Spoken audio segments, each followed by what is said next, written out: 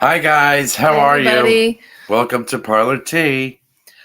I'm really excited, partly because this is going to be a really fun episode, but also because we haven't been actually live in a little while. I know, A yeah. lot of our previous ones have been pre-recorded. Life has been complicated. It's always complicated. I know. But we want to. we'll bring Cole on. We'll bring Cole on. Let...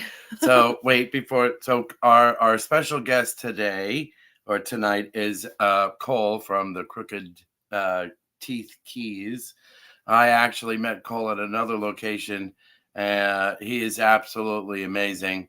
His knowledge and his things that he has in his own home is absolutely fascinating, spectacular. So I think this is really going to be fun. Yes. Wait till you see. So I'm excited. Wait, we got to say hi to Sarah. Hi, Sarah. Hi, Sarah. Okay, so we're going to bring on Cole. Hey. How are you? Good. How's it going? It's going good. So would you mind giving everybody a quick intro to you and what you do? Yeah, sure. So my name is Cole Mozelesky. On Instagram, it's the Mausoleum, Mozelleum. And I collect antiques, oddities, items with forgotten history or macabre nature. And I buy, sell, collect. And I've been doing that selling for about 8 years, maybe a little longer than 8 years. And I've been collecting for about like 15 years. It kind of started with like skeleton keys and kind of worked my way from there. It always starts with skeleton keys. I feel like it always starts there. So, I think very highly of you. I think that you're probably one of the most fascinating people due to the fact of what your collection is and what your hobbies is, because it's really very fun, is that you do this, you sell items, you purchase items, and they're part of your hobby of what you have displayed in your house. So, yeah. I mean, that's like a whole perfect union of living everything. The life. Yeah, it's kind of like I always have like the business model of like I only deal in with things that I like, which probably isn't the best business model, but it's worked so far. So I'll just keep it rolling, I guess. Excellent. You do have an Etsy shop, right? I do have an Etsy shop. I don't really put too much on there, but I also make like jewelry. I have a casting of a Victorian casket plaque on there. And I do have some more jewelry coming out very soon, and one that just dropped last week. So I do post that on Etsy. I think it's awesome, and he finds the best stuff that you didn't even know existed, because I follow him, and I'm like, they're little teeth. Look for them because I love them. And the funny part is that I found one, and it was a reasonable price. Had it in my Etsy cart, and then when I went to go and do it, somebody snatched it right out, and I was like, oh my God. Whatever. But yeah, he has this other thing about this like shrunken head it's amazing. It really is. So I'm making a pendant. It should be out. I was just talking to my casting company today, actually. It should be done by next week, I believe. It's when I show you a little tour, I'll show her. But it's one of my shrunken heads named Pepper, and I was able to get a like 3D model of her pretty much and made it into like a little pendant. And I'm planning on doing it in bronze, maybe pewter with some sort of maybe like silver plating on it, and then I might do sterling silver, but it might be a little too much. It's a little expensive now. Yeah, because I know it's like I'm gonna have one, and they gave me the price, and I'm like, man, to like resell that's gonna be a lot more money, and I'm like, I don't know, but we'll see. I think it's great. So when you show it, it's great. And then if you wanted to show that casting of the devil thing that I said I want. Yep. I'll definitely. Let me see. I can try one of everything all the time. Let me find it. I believe I have some in the other room. I'll show you real quick. Let's I like that we're going on a road trip. We're going Yeah. We've Road been out trip for 3 minutes time. on a road trip. All right, we're back. Let's see. Let me move the camera. Let me see how to do that. This is my bad. I want. If not, I'll John's just show you right talking in the here. background. That's that bad. I want. That. Yeah. See how. So this is the casting. So it's a casting of a Victorian devil escutcheon. And you can see my eye through it. That's great. I ordered one. Yeah, this is a really cool piece. It came from a collector he's like in his 80s, and he's been collecting escutcheons and locks for his whole life. And I'm like one of like 3 people to ever even see his collection. Like, he doesn't show it to anyone. He doesn't have anyone over. He's like, yeah, like the first time I came over, he's like, yeah, you're the first person to ever come here besides like my family. And it took me a year for me to get him to finally part with one of his devil escutcheons. So sometimes you kind of have to wait, do the long waiting game and some convincing. Well, I mean, if anybody and I, the fun part of the whole thing is that a lot of people that are in this kind of, oddities, curiosities, creepy horror kind of, either purchasing of it for their own collection or selling of it, everybody intertwines with each other. That everybody knows everybody. So, which is great, between like Joe and then I think my at the World Oddities that you were at, my friend Mallory came and bought and got something from you too. That's awesome. From the Dark Nemesis Moon. Yeah, that was a long day. I probably don't even remember. It was so long. It's like 11 to 8 show plus setting up, breaking down. Yeah, it was. Yeah, we want to do those things, but looked at that stuff. It's a lot of work. Yeah, it is. It's worth it, but it is a lot of work. It is. So, what was your first like real purchase that you were like ecstatic over it? Like like first, I mean, it happens all the time, but I guess like first one that felt like that I don't know. Started it all. Like, what was the first piece that kickstarted? Oh, okay, so like one of the first pieces that kickstarted it. Mm-hmm. Well, let's see. I mean, my first kind of oddities purchase was literally just like a little squirrel skull, and I still have it. I actually have my first skeleton key and squirrel skull I bought on the same day. I actually bought them in New Hope as well, ironically, back when there was the other oddity shop that used to be there. Yeah. Who wasn't run by a great guy, as some may know, but we don't need to go into detail with that. Yeah, we don't want to be accused. I heard he finally passed recently.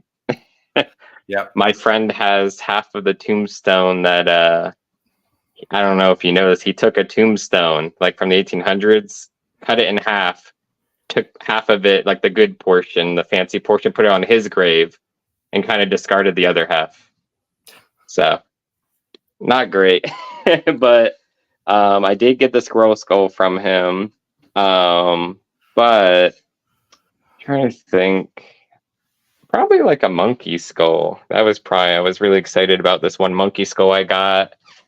And kind of early on with collecting, I didn't really collect too many small items. Like if you look at like really early photos, I had like a monkey, a coyote skull, a muntjac skull, and I only had like a handful of animal skulls. But then I guess like the first piece I was like rarely ecstatic about was the human skull.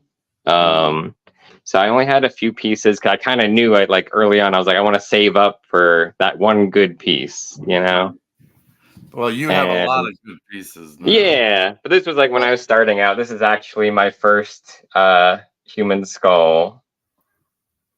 Wow. So this one came in the original case. I got it on eBay right before they like kind of started banning it on eBay. and I was still in college. I think it was like sophomore year, and I got shipped right to my dorm room. Wow. How does that work? How is that like? What's I don't know. I just got it shipped, and it made it fine. And I had it on my desk for like 2.5 years in college, and I was allowed that, but I wasn't allowed to have a plant. So I don't know. you have to have special paperwork or something for that? No, so mostly, like all medical bones, they're, from doctors and whatnot. So like this was actually from the actual doctor. He even said in the listing, he's like a retired doctor. He was a ear, nose, and throat doctor, and he just didn't need it anymore. But yeah, just pieces like this were just used for medical study, and it It's amazing. just ends up, doctor doesn't need it anymore, or like in estate sales, if it's like, oh, like my grandfather was a doctor, but they don't, it's like, well, what do I do with it now? And it's like, well, I guess we just sell it, because like Yeah, I you mean, can't throw it away. And a lot of those skeleton pieces were used, during colleges or Even chiropractors and doctors. right. So they were. Now I heard, and I don't know if it's true. I'm sure that Cole can tell me the truth. Like the people, either they donated themselves to science, or those were the less fortunate that had no place to go. They used their remains for to do teachings for future doctors or chiropractors. Or somewhat. So I guess it depends on the time period. So like, if we're talking like earlier 1900s, a lot of medical bones were coming, in Europe, and they were like European. But then towards like the 50s and 60s, 70s, a lot of them were coming from like India, and they had a deal going on where like the medical companies would kind of like pay the family, like say like either if they didn't have like money for a burial, or I just felt, if they wanted some extra money, the medical companies would like pay them, and it was almost like donating to science, but in that way. Right. So you started off as the one. How many skulls, not full-on skeletons, but skulls, do you have in your collection? So I always count them with the skeletons, but I guess if just skulls alone, I'm probably, somewhere in the 60 range. Wow. Probably. And I've sold, probably between 100 and 200 skulls so far. He does a really cool thing. So he has a skull, and he raffles it off, and some of the proceeds go towards really great causes. And he does really well, and very helpful to bringing it back into the community type. Especially during like COVID, when like everyone was just sitting home. I was like, what would be a great idea? Like just why not? So I would do like a raffle, and I'd donate like 500 to charity, and I would do that like monthly or every other month for a little while. I know, and I didn't win. Do you post that up on your Instagram or anything when you? Yeah. So that would be on my Instagram and on Facebook. I haven't done one in a little while, but who knows? I might do another one soon. So I'm curious what your thoughts are. This has a direction. Okay. What your thoughts are on the paranormal? Well, I've had nothing happen yet. I'm the kind of person that I would like it to be true. I think I've done everything I could to make myself haunted, and I'm still not. So I'm always on the mindset. Be careful how you wish for it. Yeah, well, I've tried I don't know what else I could. I think I've already done it. And I also live in a known haunted building, so.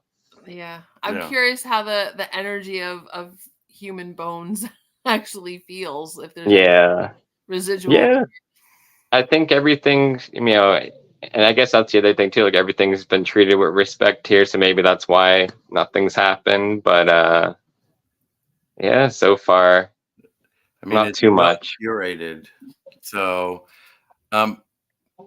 is that skull your favorite piece? Like, what is your favorite out of all of your collection? And there's not just one, but Like asking who your favorite kid I know, is. but still. I know. Well, I got 12 kids, but There you go. Well, I mean, I can show off a few of them. Go ahead. Let's see. So, let's see. Some of them might be in here, and some might be in the other room. I'll start with the one in the other room. It's one of the largest ones. You've been redecorating. Yeah. So this is the new collection room. Yeah, it's gorgeous. Wow. The whole which thing. We can look at a little bit more. I love the elephant ear table. I think that really brings it together. Yes, it does. So let's see. I'll start. Here's one of the pieces is over here. So this one is a very rare piece. It is a 1700s écrochet. Wow. Oh, wow. So this is a fully preserved lady from the 1700s, and it's preserved like arsenic and mercury, and it's like wax injected. I'm not sure if you can see it, but there's like a heart right there. So, oh yeah. Yeah, so this is like all real and preserved. It's one of the only known full body ones outside of like the Mutter Museum or a private collection. I only know of like possibly one other one that's like a full complete one. So that's definitely one of my favorites. That's beautiful. Also, speaking of, paranormal, this is a pretty rare piece. Not sure if you've seen one of these. It's hard to see. What is that? Say. It's like a giant funnel. Oh, I've heard of it. I've never really seen one. So it's a spirit trumpet from the early 1900s. So with this, they would put it on a seance table because they believe that the spirits spoke in whisper. And they would put it there, and the spirits would speak through it. And they also claimed it would like levitate off the table and float around. And I know there's some like really famous photos of Houdini like debunking them. And here's actually an original advertisement for it. Oh, that's Eccles Spirit Trumpet. Did that come with it? It did, yep. I do love this too. The let's see if we can see it. My jars of gallstones. That's horrifying. No, yes. Thousands of gallstones. Horrifying. I see a necklace in the future. Yeah, all from one doctor. And then my favorite animal. One person. Not from one person. One of my favorite animals is the three-toed sloth, so I'm really happy to have one of those. It's beautiful. Yeah. That's beautiful. I'll show you just a couple more. So while we're on the subject, these are the shrunken heads. So we have Pepper. And those are real. And they're real, yeah. So we have Pepper and we have Nutty. They're awesome. They're both from like Ecuador from the early 1900s. And yeah. That's great. Is that where they have the little shrunken head necklace, or that's in a different spot? So I don't have any yet. But didn't you have one already? Or not yet. Okay. But I'm waiting on it. Okay. Oh, we got a kitty in here, and they're not allowed. What's their name? This is Pippin. Yes, that's it. Planchette. This is Pippin. Pippin, where's the other one you had? Planchette went with Mike. They were driving along, and they saw a kitten, and it was a very busy highway, and the poor kitten was petrified. And they picked up the kitten and they brought it home with them. So yeah, well, first we brought it to an oddities show because that's where we were headed. There you go. But we carried it around, and then then we took him in and got him dewormed and everything, and now he's living the life. Mike's also Cole's, I would say, best friend? Yeah, we're friends. Yeah. Yeah, they're very close. And I met Mike, and Mike is awesome Mike's too. been here, right? He's been here with his. Both of them have been here with their girlfriends, and they're great. And yeah. Yes. See, you go on a ghost tour and you don't believe in ghosts. No, I mean, I want to believe them. I'm waiting. I mean, I've had experiences with shadow people. But other than that, I mean, no, nothing else. Yet. I'm waiting. I've done the Ouija boards from the 1800s, and it's been how many of those do you have? Do you have a large collection or no? No, I wouldn't say like I know there's like Ouija board collectors. I only have a few, but I just collect the ones I really like. So like in this case, I have the one in the back there. That's an 1891 board with the original planchette. Wow. And you've kept them together. Yeah. You are really trying. Yeah. This one's a Chilean elongated skull. That one's a fun skull as well. But yeah, then I have another board from like 1910 or 1911, I believe. And then we got a 1914 board. They're like ready to go. The planchettes are like right there, ready. Yeah, they're ready. Yeah, and you know Becky, my bloody Galantine. Yeah, we're good friends. Yeah, she's really very nice. She's going to be coming on the podcast at some point too. And I know that we're supposed to go on a road trip to his house with a paranormal investigator.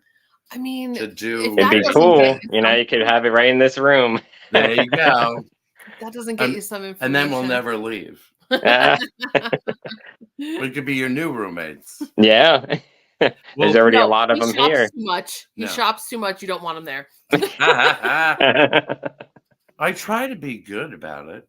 It's very hard. You're not subtle. No. No, I'm not. See, if you want to see one other crazy piece, I could show you real quick. Absolutely. While it's on my mind. Came home from work. So this one is from a forensic dentist's estate. Wow. From New York. He was like the chief forensic dentist, and he had a bunch of skulls and wet specimens and all kinds of stuff. And it was one of those things where one day I just got a bunch of calls from people I know, pickers at the flea market, and they're like, "You gotta get down here. There's a guy with like all this stuff." And I went and met with them, and he had all these wet specimens and stuff, and I'm not really into those, so I ended up selling all of those. But I did motorcycle back there. I did end up keeping this one because it was in a jar that would have had liquid, but over decades it evaporated because it wasn't stored properly. Yeah. And now it's like a perfect mummy. So that one I did keep, and I had my good friends out in Texas make the stand for it. It's beautiful. It is. It's beautiful. So you have a large amount of friends throughout this type of community that if they see something that you collect, they'll call you, or do you do a lot of curating by just going out and about?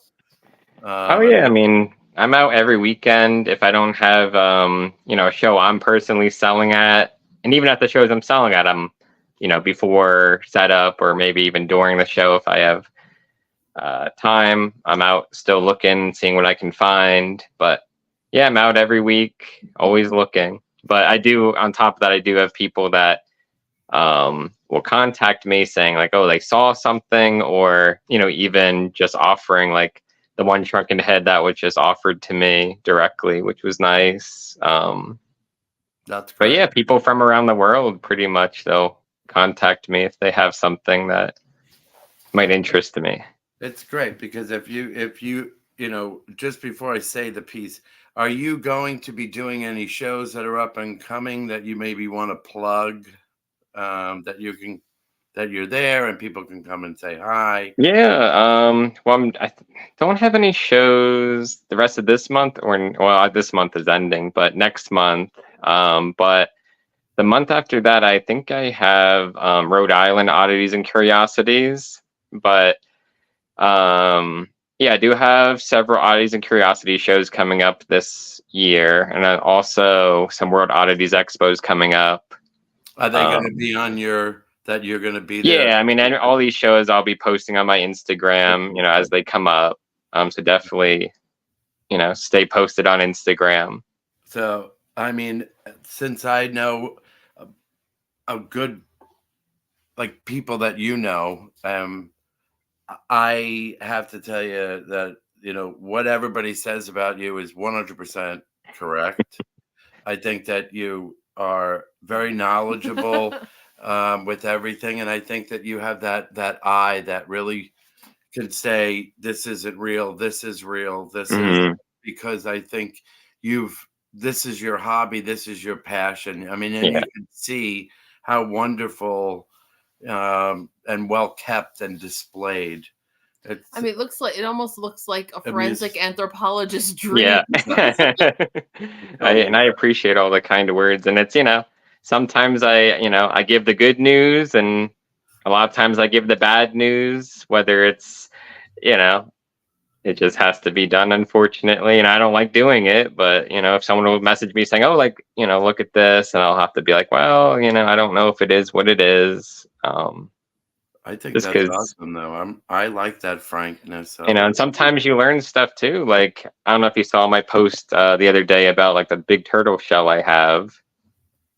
The one, it's kind of tucked away in there. You might be able to see it. I see it. Yeah, we see. Yeah. So I thought it was just some big turtle shell, and I never understood why it was so polished and why it was so white.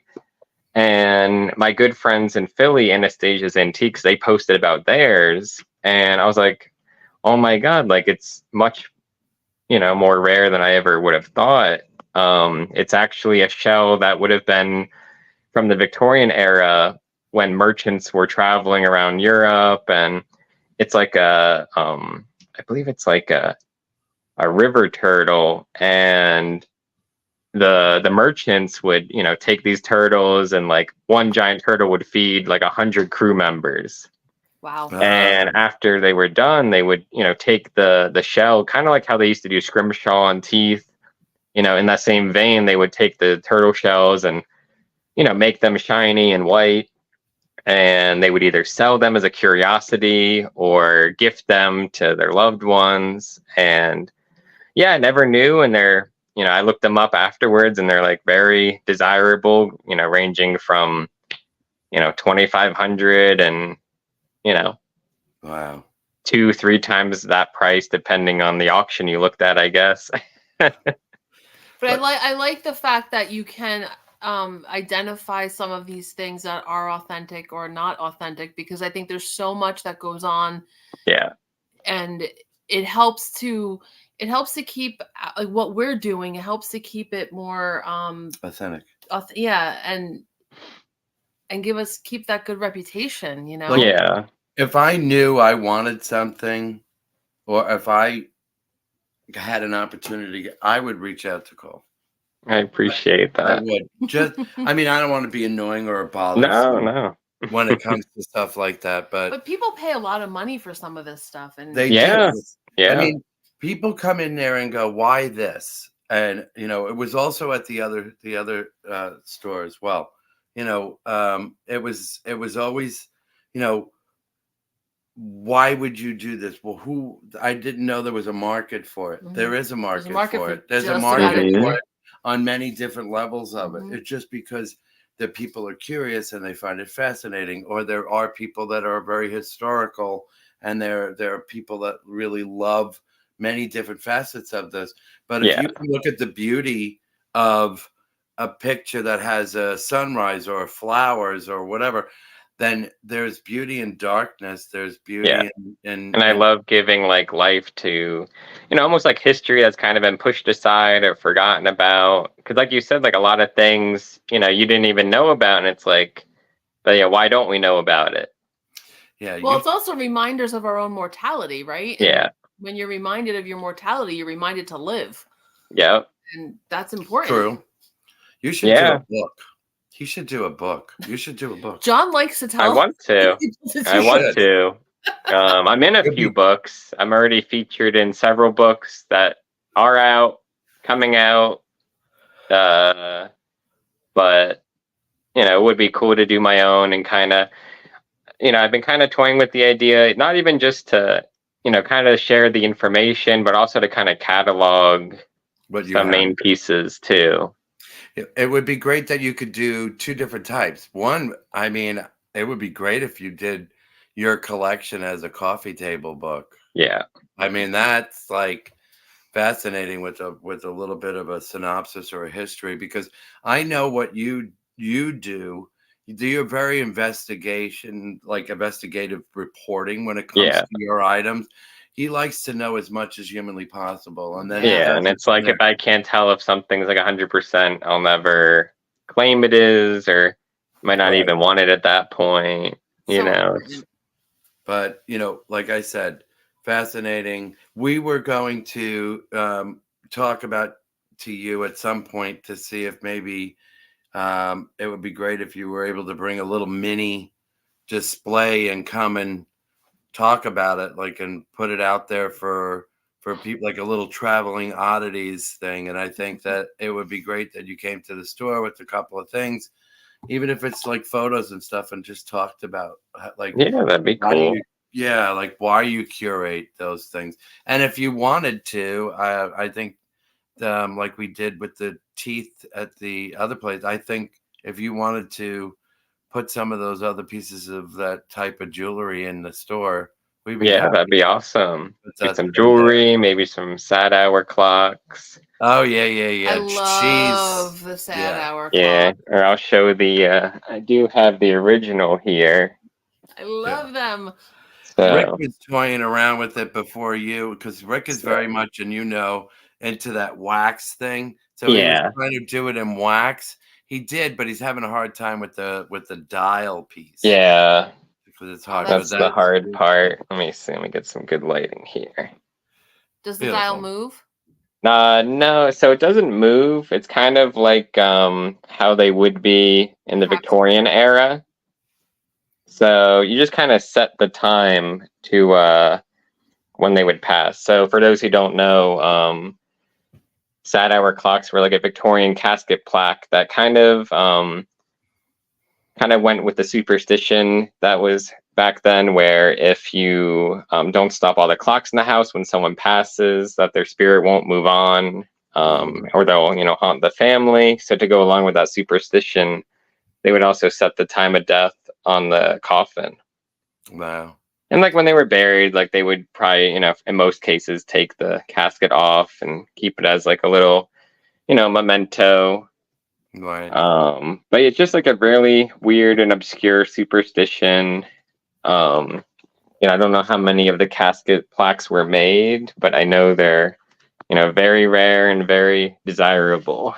The Victorians had such amazing mourning traditions. I could talk about that with you for hours. I know. She loves that. She loves that. But you know what? I think that people don't realize that, during the Victorian time, it was they were fascinated with that, afterlife. Well, they were surrounded by death. Correct. Yeah. Yeah, it was always creeping. Yeah. Well, that was really why, how the parlor came about as well, because you were supposed to look like you walked into a Victorian parlor. Yeah. And that's why with all the oddities and stuff. Yeah. And people do say that they feel that way when they come in here. So which is great. Mission accomplished. But, we've been having a lot of there's been a lot more activity in here. Mm-hmm. Kind of weird, creepy. But it's interesting for me because I very much believe in the paranormal, and it's similar to what you were saying, that we're very respectful of everything here. So some people will come in and they're like, "Oh, I don't like the feeling in here." But for the most part, people come in and they feel things, but they're not settled by them. and I've never felt uncomfortable by No. any Yeah. of it. No. Yeah, I can't say I've ever been somewhere where I felt that way, but like I guess it's the same sort of thing here where like I recently had someone come over, and like the first thing they said when they walked in this room was like, wow, like it smells like a museum. And I was like, well, that's great.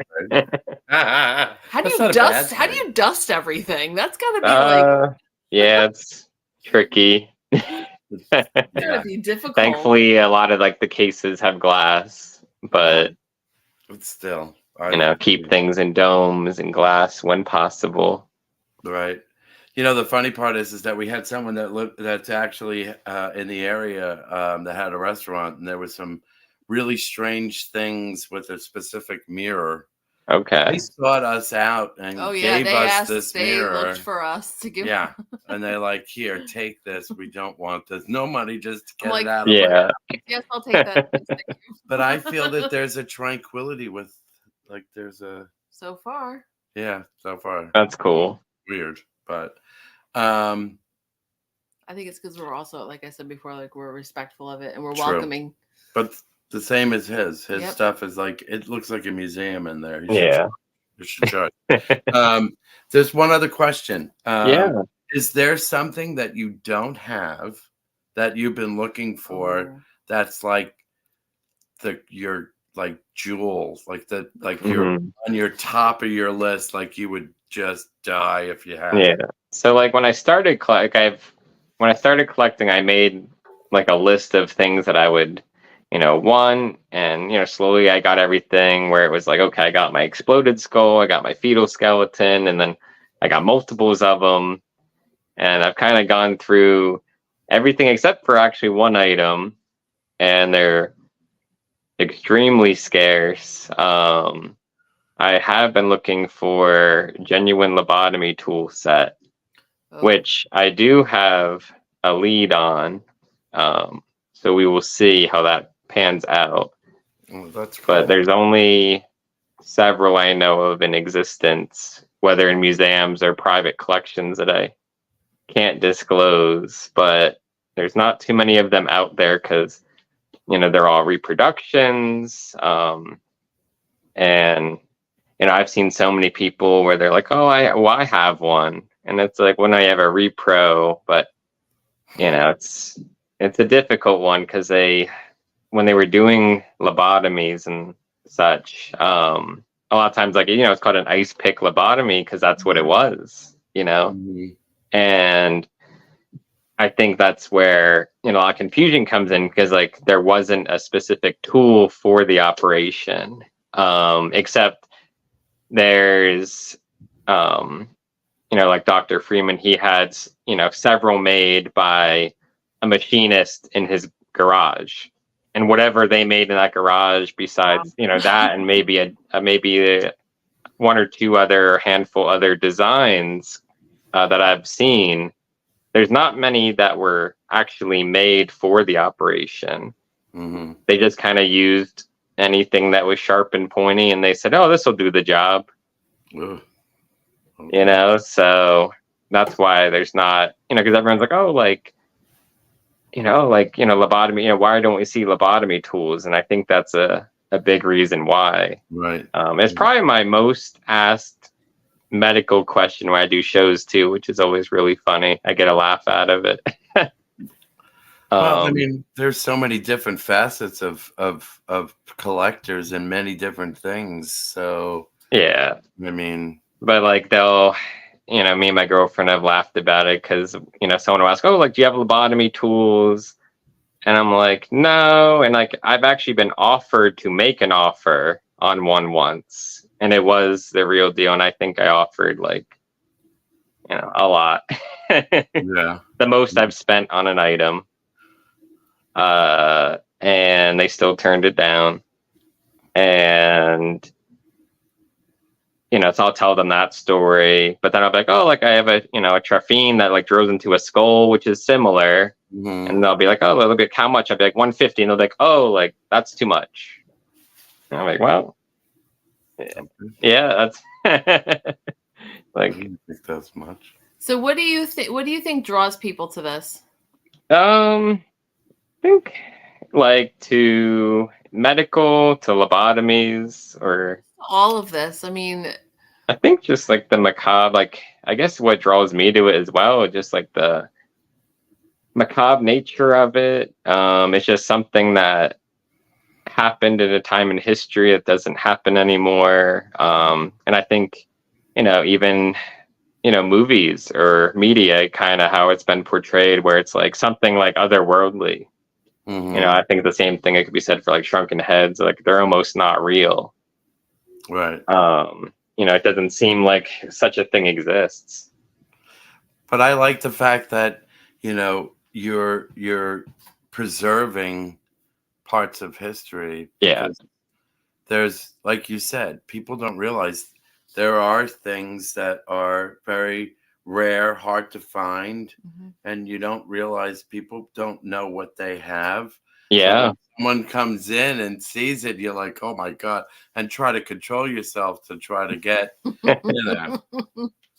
but like, Of course. I mean, I've seen your collection many times when you've done it, when you're doing the, the raffle. Mm-hmm. It is just mind boggles me. Yeah, I mean, we only even saw a fraction, and I haven't even showed. I have like cases of medical tools and skulls where they have, deformations, or they've A had lot of operations taxidermy. performed on them. Like, I mean, right off camera, like right next to me, there's this guy.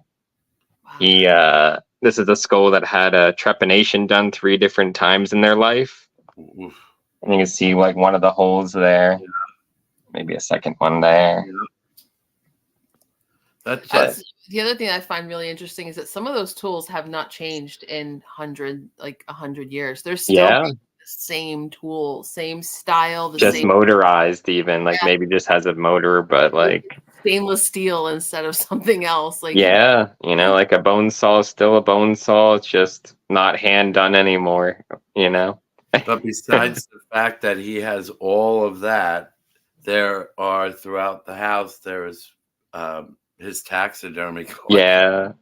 So, what is your rarest taxidermy piece? And then I know I'll let you go. No, we're good. I mean, I'm good to talk till whenever. I guess it depends. I mean, I have a full 2-headed calf. I have a 2-headed calf, just a head mount. I have a hydrocephalic calf where like the head, it looks like a bowling ball, Yeah. So like those are pretty rare. I mean, I have a tiger and a lion. Those are always desirable. Beautiful. What is that? The hammerhead bat? Yeah, the hammer-headed bat. They're pretty sought after. Stunning. And the sloth. Yep. So the sloth is probably up there because like those are like very rare because they have to be Victorian.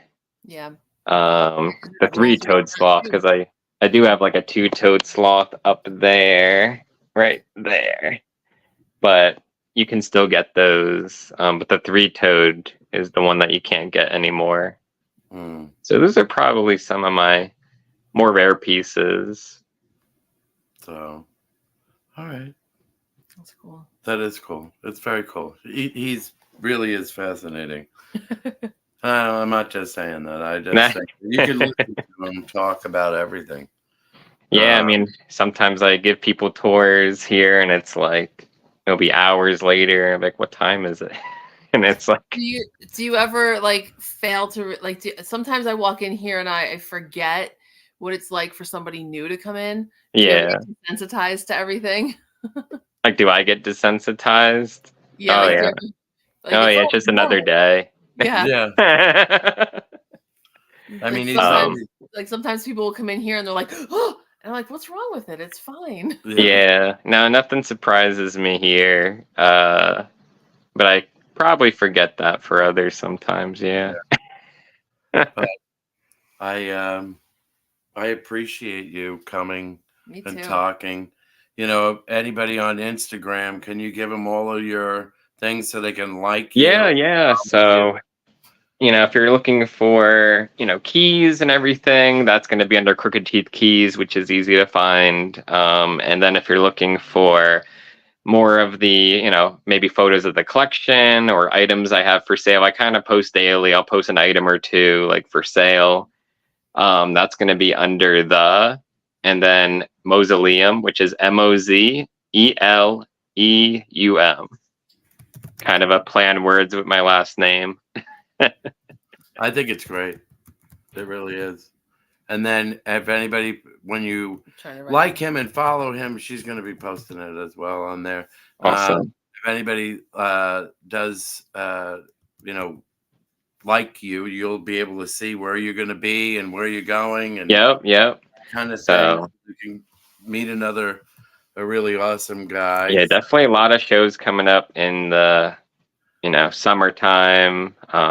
Some that haven't been announced yet, some that have been announced. But I will be going to, like I know with Eyes and Curiosities, I'm going to go to Buffalo, Richmond, Pittsburgh, Philly, Rhode Island. Wow. And I do other shows in the Philly area and New York area as well. So, yeah. I don't even know. Do they even do anything like that, like in Salem? I don't think so. Yeah, they do have some shows as well. I haven't done them yet, but there's one that I want to do there. I haven't sold that, but it would be cool. It would. I love Salem. He loves Salem. Is that your Instagram right there? Did I get that right? MOZ. Yep, you got it. All right. So, and like I said, if you're in the area where he's going to be, go by, introduce yourself, say hello. It's really awesome. And you can always send me a message on Instagram if you're after a specific item, because that was my next I only thing. post a fraction of what I have. I mean, my whole attic is like a giant storage unit of stuff, so I might have it in there, what you're looking for. Maybe when we come, we can visit. Yeah. He'll never leave. You'll just You'll have another over. skeleton. I'll just die there. But yeah, that was my thing. I was wondering if anybody was looking for something specific that, you might know where you could help them find something. But you said you do that. So that's awesome. Yeah. That's awesome. Well, thank you very much for. Oh, hi, Rachel. Sorry. But yeah, I appreciate you. I appreciate you coming on. Of course. Thank you for having me. Well, I mean, I think you're awesome, but it was good. Gotta come over sometime soon. Yes, we got to figure this out. He wants us to investigate. Yeah, next month, maybe later next month I'll be free. Next week I'm actually going to Las Vegas. Good for you. For something I can't talk about, but will be announced in the future. And then after that's Brimfield, so I'll be busy. But yeah. Well, that's good too. If you're around on the 17th, the 3BR is doing the drag show. Okay. The street. We'll be there for 9 o'clock. Nice. Thing with the Cunty Kittens, which is great. We're looking forward to that. But we always love to see you and your girlfriend, and Mike is fun and his girlfriend. So yeah, we'll see you soon. Absolutely. Thank you very much for coming. Thank you so much. Thank you for having me. All right. You guys, we'll see you next Parlour Tea. All right. Bye. Bye. See ya. Bye.